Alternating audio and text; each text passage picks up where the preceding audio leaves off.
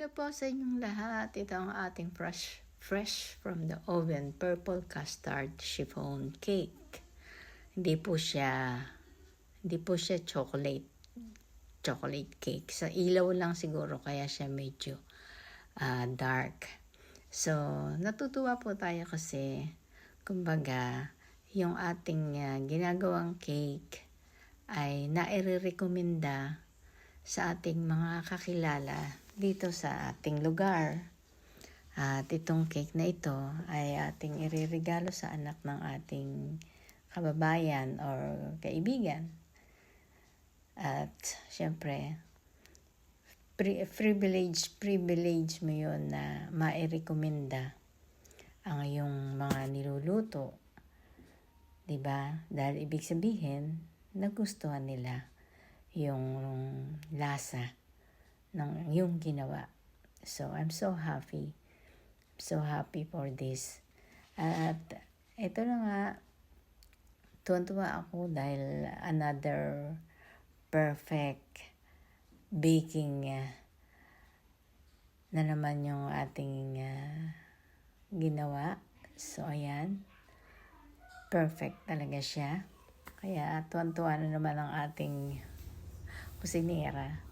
So, yan yung ating 4 eggs and white eggs at ang ating 4 eggs para sa butter. 8 eggs yung ginawa ko para sa leche plan.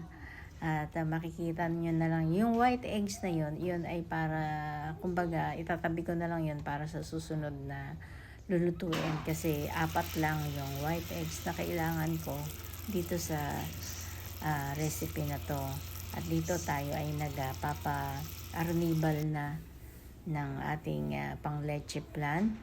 So, very light lang aking ginawa sa ating sugar para hindi mapait. So, sundan nyo na lang kung gusto nyo gumawa. Sundan nyo na lang yung aking mga ginawa. Or kung gusto nyo naman na malaman yung talagang ingredients, mag-message lang po kayo sa comment section para maibigay ko. Although, alam nyo ba, pag hindi mo gusto yung iyong ginagawa, mahirap gumawa ng cake. Mahirap at kailangan, lalo na sa mga ganyan na parang hindi naman siya isang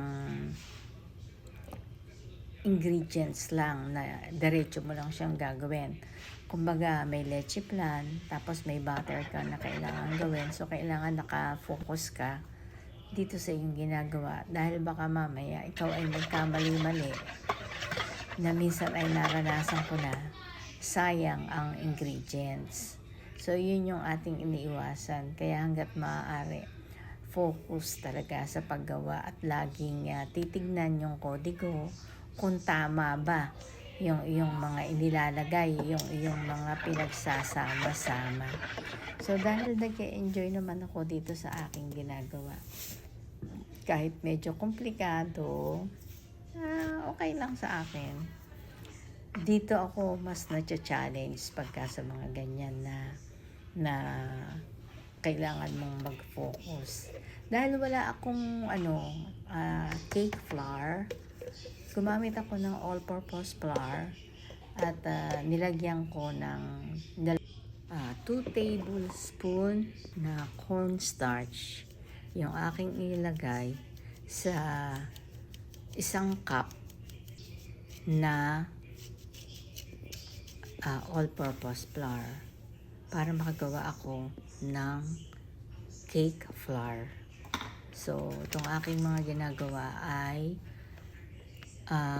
sinusundan ko lang, ginagaya ko lang yung aking mga napanood na video.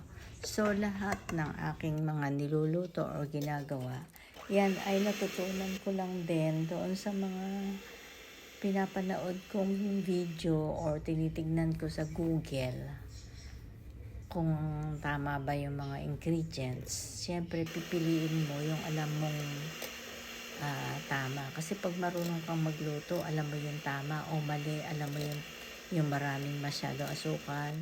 Alam mo yun matatansya mo yun ayon sa mga ingredients na ginagamit mo. pag ikaw ay marunong magluto or matututunan mo rin siya sa katagalan. So yan, gumawa tayo ng ating meringue. At kailangan stiff bake yung ating meringue. At napakaselan yan, paggawa niyan. Kaya kailangan nga aralin mong mabuti dahil ang dami ko nang napalpak yan sa paggawa ng meringue na yan. Talagang hindi umaalsa yung aking mga ginagawang puto. So, practice lang talaga ang susi para ikaw ay matuto sa lahat ng mga gusto mong gawin. At ang mahirap pa dito, habang nagagawa ka, nag-video ka, so talagang struggle talaga to. Para lang meron kang mai-upload ba. At mai-share mo rin yung ano na yung nangyari sa talent mo na pagbe-bake. Okay naman, nag-i-improve naman yung aking talent sa pagbe-bake. Thank you, Lord. So, ayan nga, patuloy pa rin hanggang ngayon. Patuloy pa rin ang paggawa ko ng mga cakes na yan. Hindi lang siguro pang 15 beses na akong gumawa niyan. Kaya medyo kabisado ko na. So, dito yung ating leche plan ay talagang sinala ko siya halos 4 na beses para talagang malinis na malinis or malambot or makinis na makinis. Wala kang texture na maano sa dila, talagang makinis na makinis itong ating leche plan.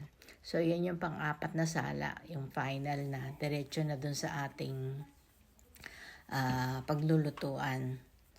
At hope you like this video kasi hindi ko na na-picturean yung katapusan niya kung paano ko isinalang. Pero yan ay Bain Marie ginamit ko.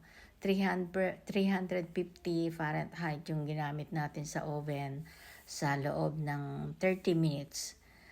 Yun, yung ating time dyan ay 30 minutes. 2:35. Basta insert mo lang ng toothpick. Pag okay na, malinis na yung toothpick, okay na siya. So, bye! Thank you for watching. See you all tomorrow. Bye-bye.